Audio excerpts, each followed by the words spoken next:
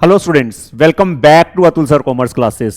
Students, आपको पता ही है हम आपके लिए क्लास 12 बिजनेस स्टडीज का एक ऐसा कोर्स लेके आए हैं जिसमें हम आपको हर एक चैप्टर का हर एक टॉपिक बहुत ज्यादा डिटेल में कवर करवा रहे हैं, वो भी सिर्फ 100 डेज और 100 लेक्चर्स के अंदर। स्टूडेंट्स, इसी सीरीज के अंदर हम ऑलरेडी 6 चैप्टर्स को कवर कर चुके हैं और अभी हमारा 7th चैप्टर चल रहा है, जिसके अंदर पहले 6 दिन के टॉपिक्स हम ऑलरेडी कवर कर चुके हैं। स्टूडेंट्स, आज का जो हमारा टॉपिक है वो है लीडरशिप। स्टूडेंट्स, मैंने आपको पहले ही बताया था डायरेक्टिंग के अंदर 4 मेन एलिमेंट्स हैं: सुपरविजन, मोटिवेशन, लीडरशिप और कम्युनिकेशन। सुपरविजन और मोटिवेशन के बारे में हम ऑलरेडी कवर कर चुके हैं। आज हम लीडरशिप के बारे में देखते हैं कि लीडरशिप का मीनिंग क्या है, उसके फीचर्स क्या हैं और उसकी इंपॉर्टेंस क्या है। तो सबसे पहले हम देखते हैं लीडरशिप का मीनिंग क्या है।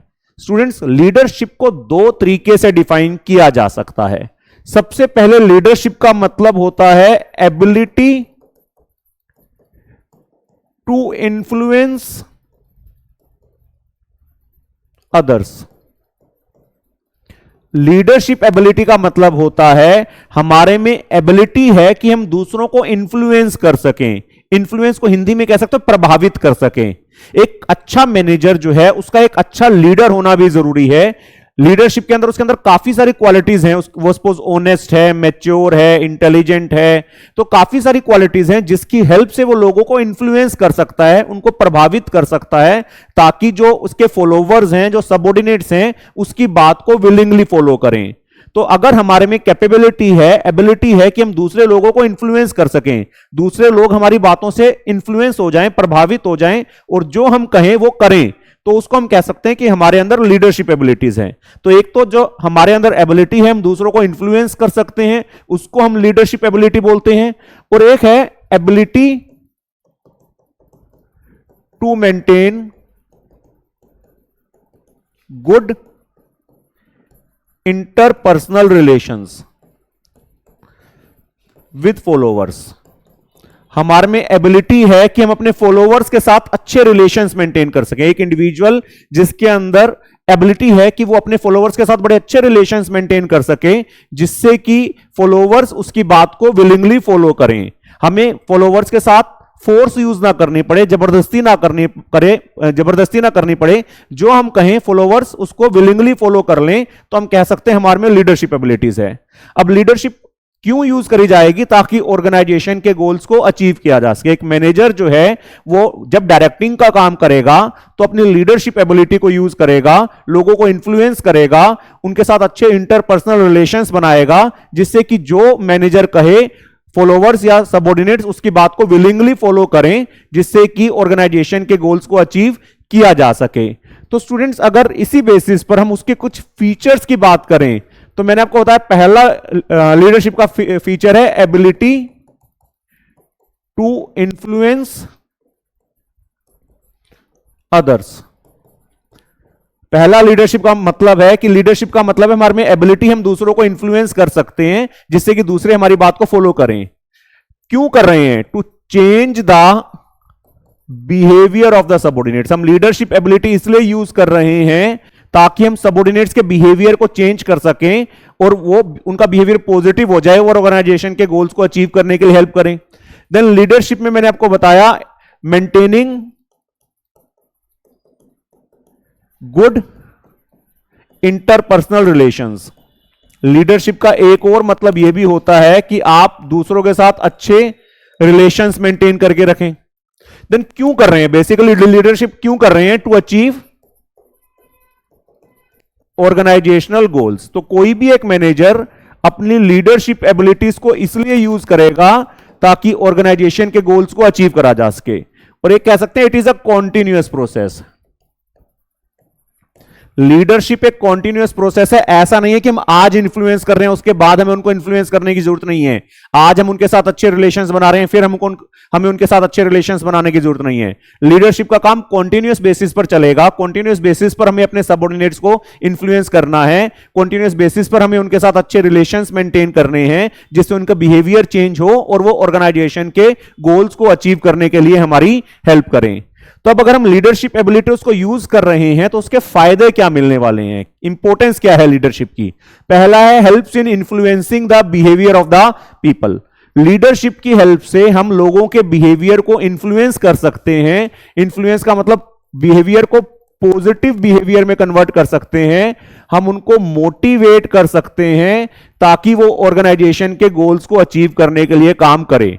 तो लीडरशिप का सबसे पहला बेनिफिट ये है, we are able to influence the subordinates, we are able to motivate the subordinates so that subordinates put in the best efforts for the achievement of the organisational goals. अगर एक leader अपनी leadership ability use करता है, फिर हमें workers को force करने की जरूरत नहीं है, हमें उनके ऊपर स्ट्रिक्टनेस करने की जरूरत नहीं है। वर्कर्स विलिंगली अपनी मर्जी से ज्यादा एफर्ट्स करेंगे, जिससे कि ऑर्गेनाइजेशन के गोल्स को अचीव करने में हमें हेल्प मिलेगी। हम उनके बिहेवियर को ही चेंज कर देंगे, जो उनका नेगेटिव बिहेवियर था या इनडिफरेंट बिहेवियर था उसको हम पॉजिटिव बिहेवियर में कन्वर्ट कर सकते हैं। देन सेकंड बेनिफिट है helps the followers in fulfilling their needs. जो सबऑर्डिनेट्स हैं उनकी कुछ नीड्स हैं, उनको भी जो लीडर है वो पूरा करता है। जैसे कि कई बार सबऑर्डिनेट्स के अंदर कॉन्फिडेंस की कमी है, तो उनको कॉन्फिडेंस प्रोवाइड करना। उनके अंदर पोटेंशियल है जो कि वो यूज नहीं कर पा रहे हैं, तो उनके पोटेंशियल को आइडेंटिफाई करके इस चीज को इंश्योर करना कि वो अपने फुल पोटेंशियल को यूज कर सकें। कई बार उनको एनकरेजमेंट की जरूरत है, तो उनको एनकरेज करना। तो एक लीडर का काम यह भी है कि जो सबऑर्डिनेट की जरूरतें हैं उनको आइडेंटिफाई करना, उनमें कॉन्फिडेंस की कमी है, उनको सपोर्ट चाहिए, उनको एनकरेजमेंट चाहिए, उनको वो प्रोवाइड करना ताकि जो सबऑर्डिनेट्स की नीड्स हैं वो भी पूरी हो सकें। तो दूसरा काम सबऑर्डिनेट्स लीडर्स का है अपने सबऑर्डिनेट्स की जो नीड्स हैं उनको पूरा करना, ताकि सबऑर्डिनेट्स भी हमेशा सेटिस्फाइड रहें। Then helps in introducing changes. Generally जब भी आप ऑर्गेनाइजेशन में चेंज को इंट्रोड्यूस करना चाहोगे तो जनरली लोग उसको रेजिस्ट करते हैं। ये एक ह्यूमन टेंडेंसी है कि कोई भी चेंज होगा हम उसको अपोज करेंगे। एक लीडर लेकिन अगर अपनी लीडरशिप एबिलिटी को यूज करता है तो वो लोगों को इन्फ्लुएंस करेगा कि वो चेंजेस को एक्सेप्ट कर लें।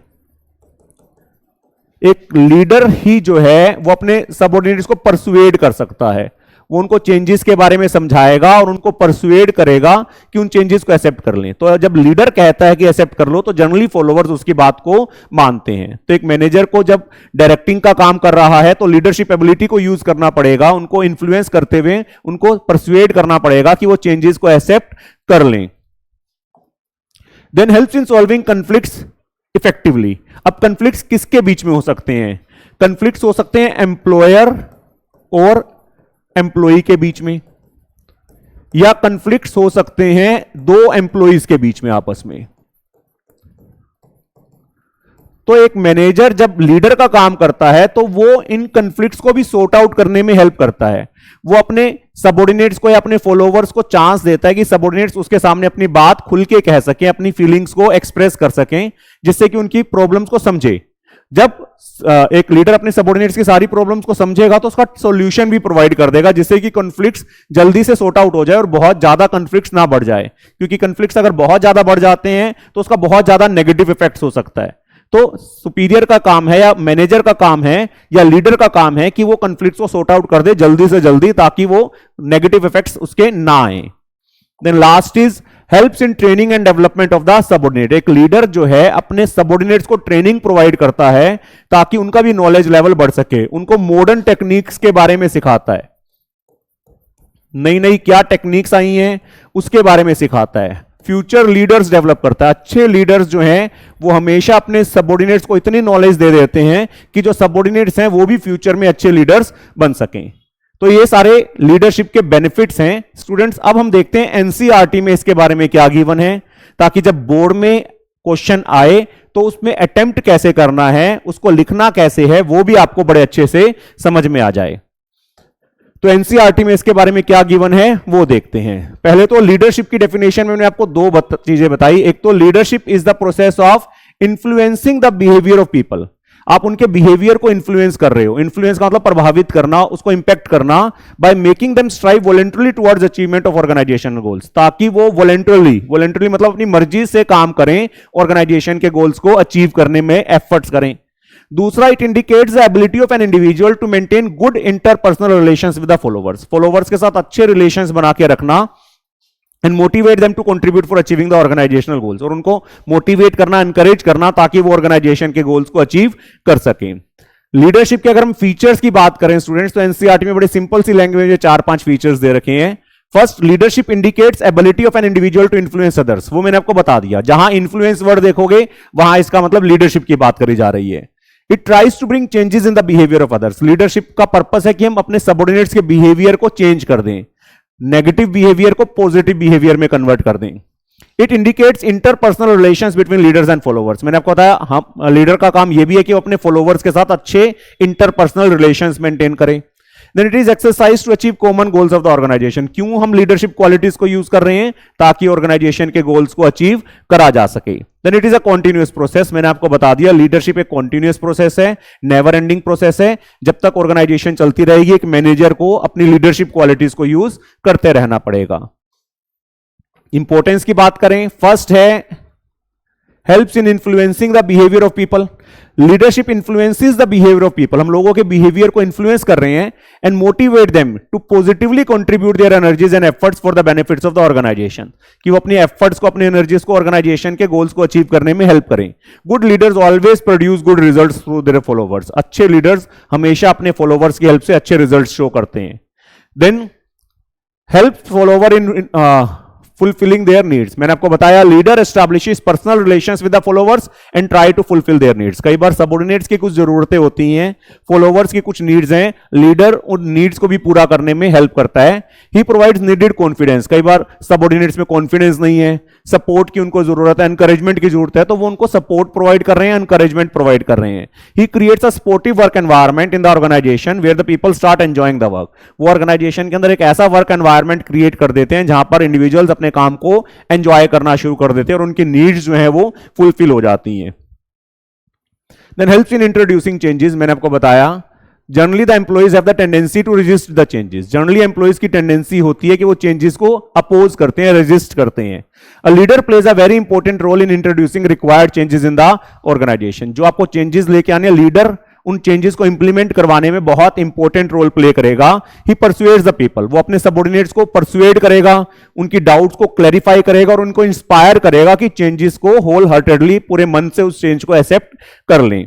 Thus he overcomes the problem of resistance to change, जो प्रॉब्लम थी कि जो सबऑर्डिनेट्स थे वो चेंजेस को अपोज कर रहे थे, उस प्रॉब्लम को वो सॉर्ट आउट कर रहा है। Then helps in solving the conflicts, मैंने आपको बताया कन्फ्लिक्ट्स जो हैं वो किसी भी टाइप का हो सकता है, एम्प्लॉइज और एम्प्लॉयर के बीच में हो सकता है, एम्प्लॉइज और एम्प्लॉयर्स के बीच में, या एम्प्लॉइज और एम्प्लॉइज के बीच में भी हो सकता है। A leader always allows the subordinates या followers the freedom to express their views, तो एक लीडर हमेशा अपने सबऑर्डिनेट्स को फ्रीडम दे रहा है कि अपने व्यूज उसके सामने रख सकें। That is the reason he easily understands the causes of the conflict, जिससे उसको किस वजह से कंफ्लिक्ट अराइज हो रहा है उसके रीजन समझ में आ जाएंगे। By understanding the reason he tries to provide timely solution and minimizes the possibility of adverse results, तो जो सॉल्यूशन है वो टाइमली सॉल्यूशन प्रोवाइड करेगा, टाइमली उस कंफ्लिक्ट को सॉर्ट आउट कर देगा, जिससे कि बहुत ज्यादा प्रॉब्लम ना बढ़ जाए और बहुत ज्यादा उसके नेगेटिव इफेक्ट ना आ जाए। Then helps in training and development of the subordinates. A leader helps in the training and development of the subordinates. एक लीडर अपने सबऑर्डिनेट्स को ट्रेनिंग कर दे रहा है, उनकी डेवलपमेंट कर रहा है। He provides them information about the modern techniques of work. नई नई टेक्निक्स के बारे में अपने सबऑर्डिनेट्स को सिखाएगा। Not only this, he provides them the necessary knowledge so that it becomes possible for the subordinates to become good leaders in future. वो उनको नॉलेज प्रोवाइड कर रहा है, इतनी नॉलेज देगा जिससे कि जो सबऑर्डिनेट्स हैं वो भी फ्यूचर के अंदर अच्छे लीडर्स बन जाएं। तो स्टूडेंट्स ये थे लीडरशिप का मतलब, उसके फीचर्स और उसकी इंपॉर्टेंस। जल्दी ही मिलते हैं नेक्स्ट टॉपिक के साथ। Thank you.